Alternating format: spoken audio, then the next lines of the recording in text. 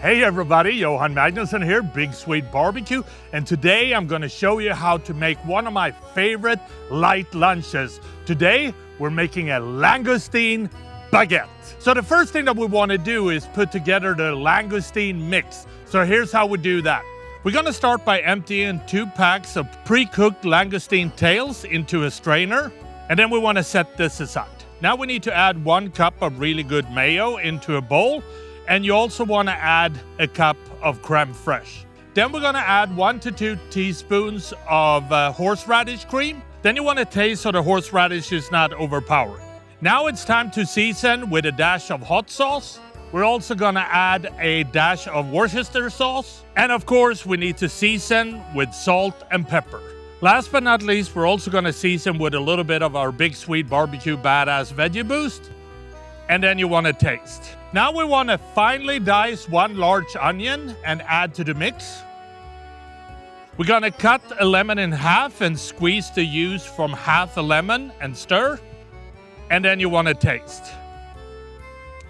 Then we're going to finely dice a lot of dill and add to the mix as well. And you can go really heavy on the dill. It's hard to over-season. We're going to stir again and taste. Next, we want to remove the langoustine tails from the strainer, and then we're going to roughly dice it. Then we're going to add the langoustine tails to the mix and stir. Now you want to taste again to make sure that the mix is well balanced. Now when the langoustine mix is ready, it's time to put it all together. We're going to take a large baguette that we heated up in the oven, and we're going to slice it all across the middle. Then we want to stuff this with some fresh butter leaves. Then we want to add a healthy amount of langoustine mix to the baguettes as well.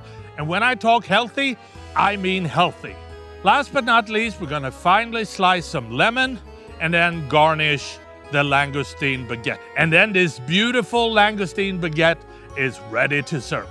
And that is how I make my langoustine baguette. And I think the only thing left to do is to try this and see what it tastes like. So here we go. I'm going to cut a piece off here. Man, that looks so good. And here we go. Look at that.